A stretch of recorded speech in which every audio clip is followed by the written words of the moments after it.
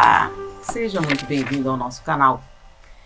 Nesse quadro eu costumo dividir minha biblioteca, minhas leituras, meu material didático, e eu gostaria de falar a respeito de uma personalidade que eu considero um dos maiores oradores de todos os tempos.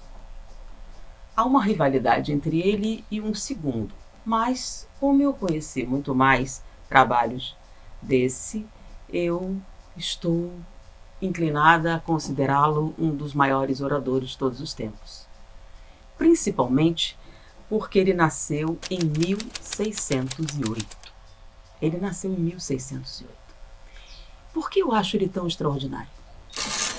Porque uma de suas pregações pode perfeitamente ser utilizada hoje e ninguém notar absolutamente nada com relação ao tempo, à linha temporal.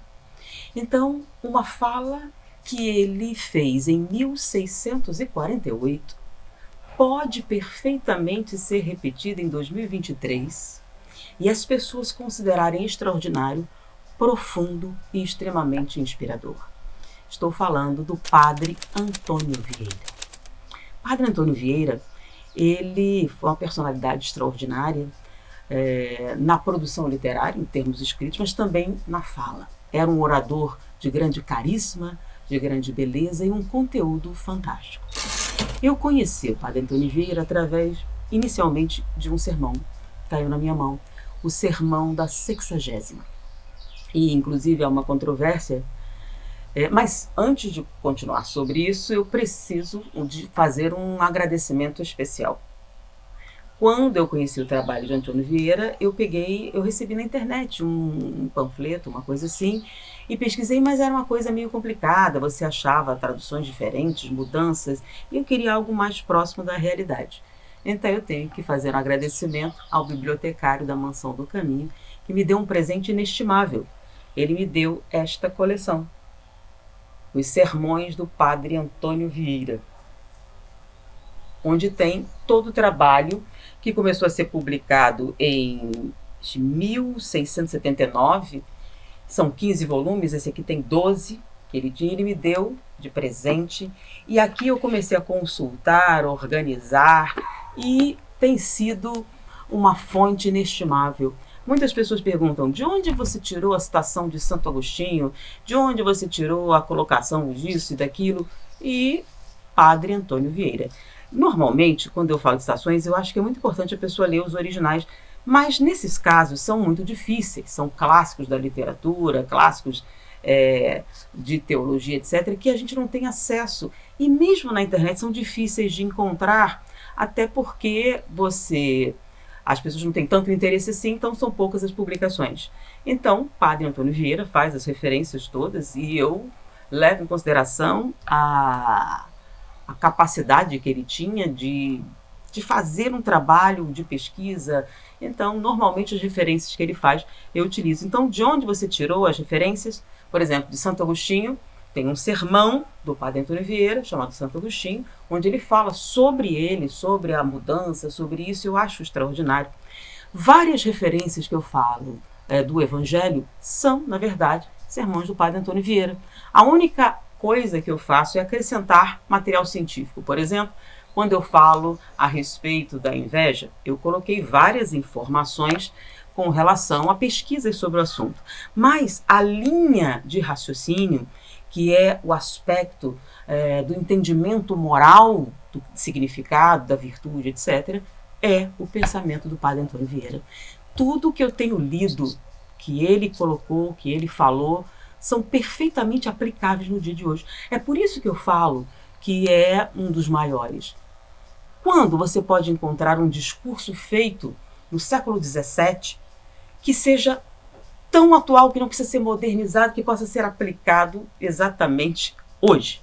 Eu fiz essa experiência, eu tentei reproduzir o Sermão da Sexagésima, fiz como se fosse uma palestra e ninguém percebeu que se tratava de uma fala de 1648. E com relação a isso, nessa coleção diz que esse Sermão da Sexagésima foi feito no Brasil em 1655. Mas a primeira vez que eu li, ele foi feito em Portugal, em 1648. Então, aparentemente, há duas versões desse sermão. Então, fica aí a colocação. Essa coleção é maravilhosa, tá? Os sermões, para quem tem interesse. Então, você lendo esse material, é fantástico a maneira com que ele interpreta, além das chamadas divisões sistemáticas, organizacionais ou religiosas, é um discurso universal a respeito da ética, do comportamento. Porque, veja bem, a Igreja Católica, estamos falando da época da escravidão, a Igreja Católica concordava com várias posturas sociais e legais da época, e mesmo assim, Padre Antônio Vieira, nos seus sermões, condenava senhores de escravos, falava sobre a liberdade dos indígenas. Inclusive, um dos motivos da expulsão dos jesuítas é esses embates. Então, mesmo que a sua estrutura eclesiástica, a instituição que ele fazia parte, tivesse uma visão política, ele, na sua fala, no seu contato com as pessoas, falava da ética. Ele falava do certo e do errado, independente das instituições políticas. Então, por isso, o seu discurso é tão atual, tão fantástico. O Sermão da Sexagésima eu acho belíssimo. Ele é baseado na parábola do semeador. Mas olha que interessante, você só percebe isso, se você não lê a introdução, dizendo que se trata, com o passar do tempo. E a fala principal do discurso é algo maravilhoso, porque ontem poucos convertiam tantos e hoje tantos convertem tão poucos. E ele está falando de 1648. E ele começa a falar sobre qual seria o problema. Porque um punhado diminuto de pessoas sem formação, ignorantes, os discípulos, eram pessoas simples, pescadores, lavadores, pessoas sem nenhum nível de instrução, e eram capazes de alterar massas, de criar devoção, de criar mudanças intensas, significativas, e espalhar isso numa velocidade extraordinária. É claro, a mensagem de Jesus é extraordinária, e eles conseguiam passar isso com essa intensidade.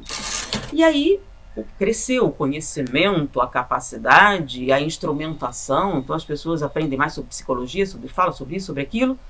E por quê? Com toda essa capacitação, a capacidade de converter. E quando eu digo converter, não estou falando com relação à religião, converter com relação ao pensamento, né? Eu falo sempre a diferença entre convencer alguém e persuadir alguém. Convencer é vencer conjuntamente. É quando eu apresento argumentos suficientes para mudar o seu pensamento. Alguns acham que isso é perder, não. Chama-se convencer porque os dois vencem. Então imaginemos que você estava tendo um pensamento equivocado e eu apresentei argumentos suficientes para que você retificasse isso. Você não perdeu, você ganhou. E eu também, porque consegui esclarecer. Então convencer é mudar o pensamento de alguém através do raciocínio, da lógica, de uma argumentação bem feita. Persuadir é também mudar a opinião, o comportamento de alguém.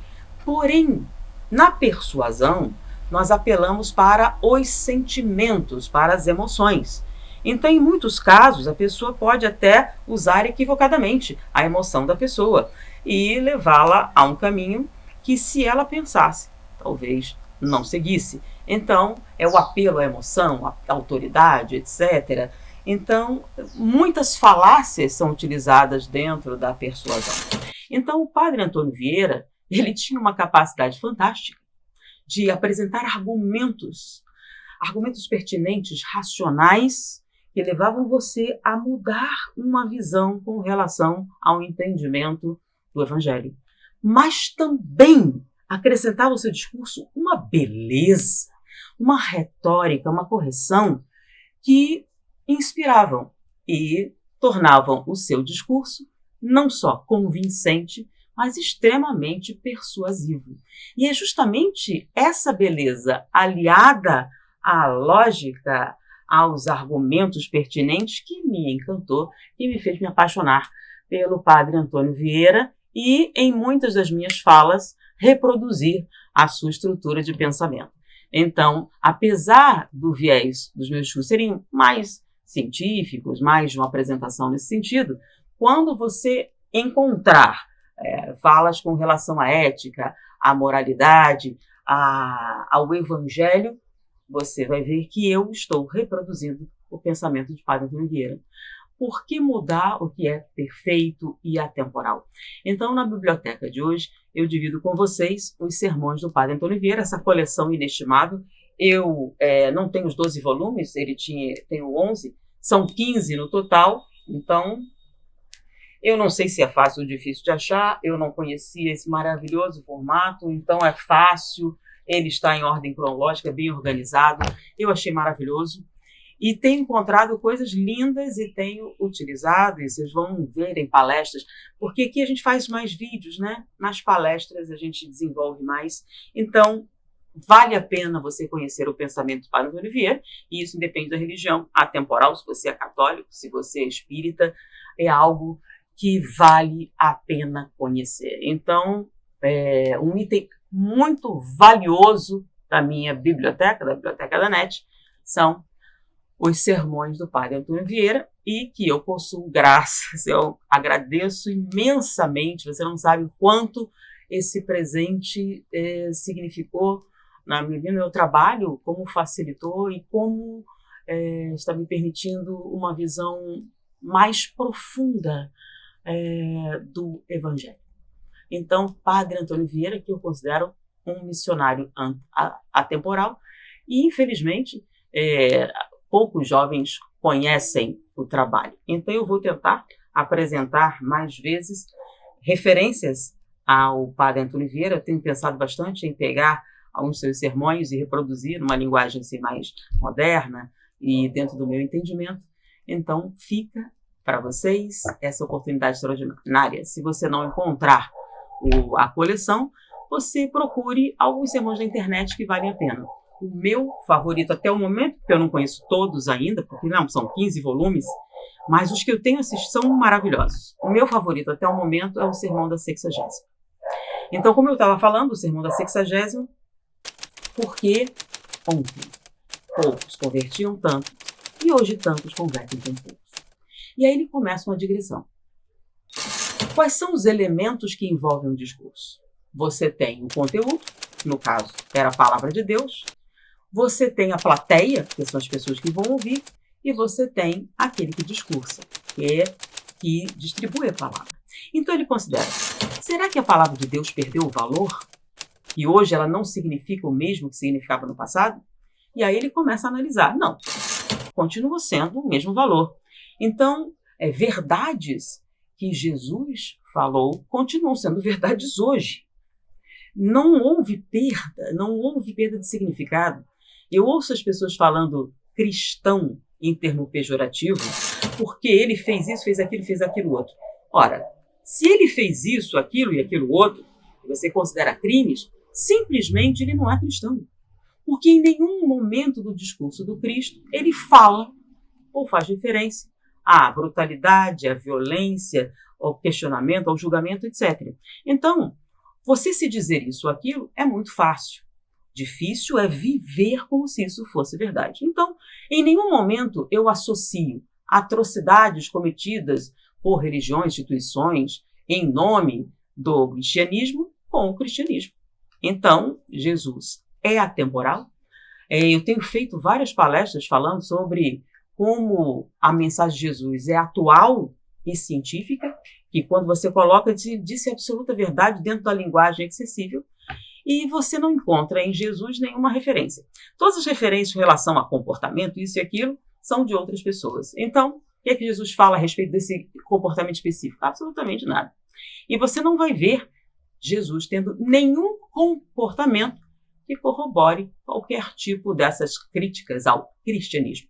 Então, vamos colocar corretamente. São críticas a pessoas. Pessoas que cometem atrocidades. Se ela está fazendo isso em nome disso, daquilo, a pessoa não tem responsabilidade. Então, cometer uma violência em nome de Cristo é algo absolutamente o quê?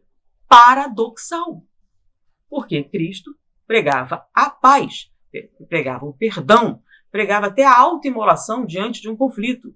E alguém e fala sobre destruição, isso e aquilo. Ou critica um comportamento sexual, um comportamento disso, daquilo. Vamos lá, qual foi a crítica que Jesus fez a essas coisas? Não. Jesus fala sobre a ética universal, sobre o crescimento espiritual, independente das religiões. Então, Gandhi, que era hindu, que seguiam a religião do hinduísmo, dizia que um dos discursos mais perfeitos já publicados é o Sermão da Montanha, universal.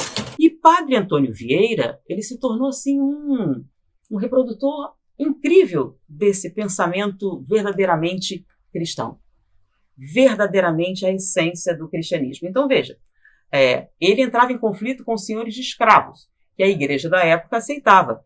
Então ele falava sobre o quê? Sobre a essência do cristianismo, que é a fala de Jesus. Então ele falava contra a crueldade, contra a brutalidade, contra uma série de comportamentos que não eram cristãos. Então, não confunda comportamentos específicos, criminosos de qualquer tipo, com cristão. Então, a pessoa se diz cristão, mas ela não se comporta como um, ok? Então, por isso, eu não vejo nenhum conflito em falar a respeito do verdadeiro cristianismo como uma forma de aprimoramento emocional ou espiritual. Inclusive, se você é ateu, eu não acredito em Deus, não acredito em nada. E daí? Isso não significa que você não possa se beneficiar da apresentação impecável e ética da fala de Jesus Cristo. Seguindo aqueles preceitos, você desenvolve em diversos aspectos a paz interior, o crescimento em todos os sentidos. Então, com isso, o cristianismo continua sendo extremamente atual. E eu acho que o Padre Antônio Vieira é um intérprete perfeito disso. Então ele fala, a palavra de Deus mudou, perdeu o valor? Não, aí ele considera que continua valendo. O que ele falou naquela época continua valendo em 1648 e continua valendo em 2023. Aí ele fala das plateias. Será que os homens mudaram? Isso é uma coisa que as pessoas sempre falam. Os homens do passado, os homens do presente, isso e aquilo, a geração perdida. Isso é uma fala recorrente.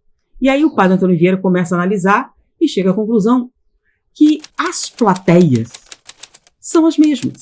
Você vai encontrar na plateia pessoas embrutecidas, pessoas acessíveis, pessoas extremamente cooperativas, todo tipo de gente. Você encontra numa plateia todo tipo de pessoa. E você tinha isso no passado, tinha isso na época dele e tem isso no presente. Então você está numa plateia, você vai ter aqueles que reagem negativamente, você vai ter aqueles que pensam, vai ter aqueles que ouvem. Então, existem pessoas que reagem à sua fala porque você usou determinada palavra, postura, aparência, tudo. Você vai encontrar de tudo numa plateia.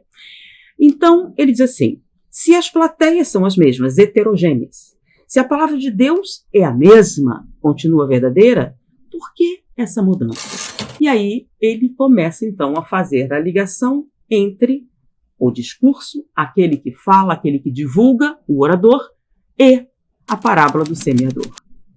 Um semeador saiu a semear. Então, o que é a semente? É a informação.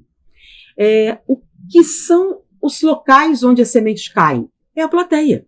Então, existe o solo pedregoso, onde a semente brota, mas morre. Existe aquele seco onde ela nem chega a brotar. Aquelas que caem no caminho, o pássaro leva. Aquelas que caem em determinados solos, brotam. Mas, mesmo aquelas que brotam, algumas produzem 20%, 40%, 100%.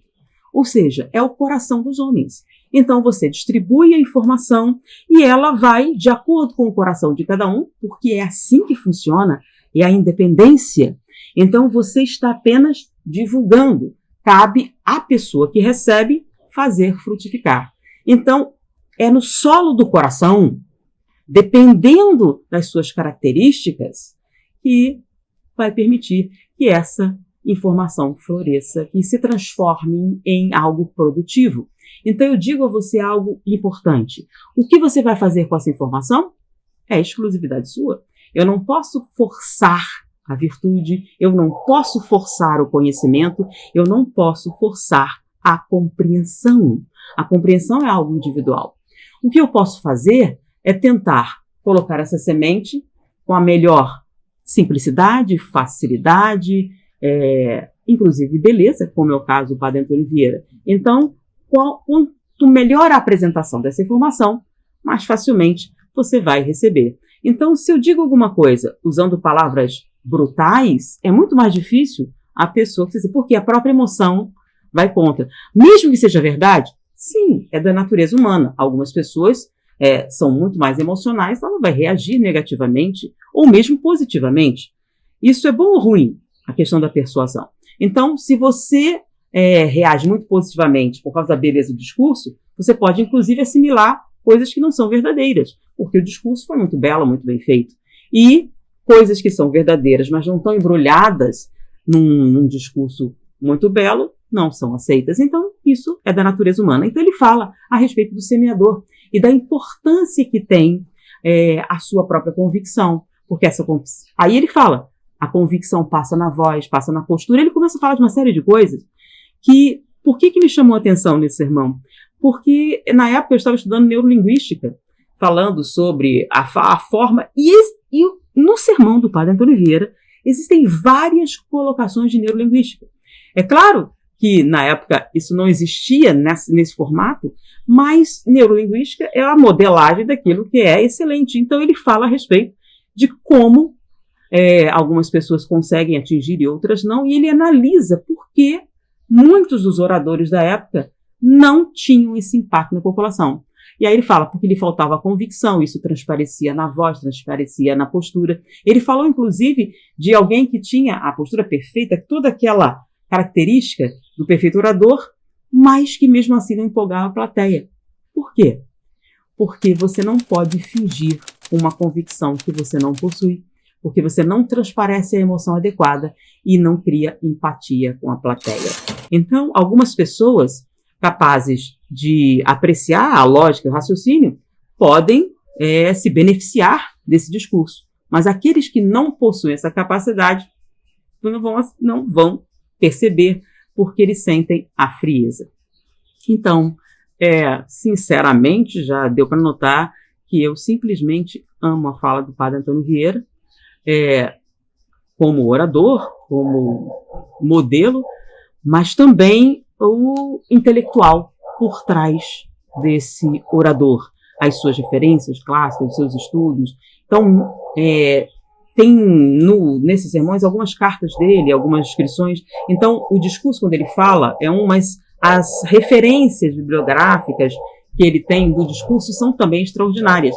As citações, o tirou, coisas assim. Alguns materiais que ele cita eu não encontrei, mas eu vou aceitar que Padre Antônio Vieira estava correto e eu uso como referência. Então, Anete, você viu o original? Não, mas Antônio Vieira disse que esse original existe e ele e eu vou aceitar como uma autoridade eclesiástica, no caso do catolicismo, uma autoridade filosófica, no caso das referências a Platão, Sócrates, etc., e alguém de profunda cultura.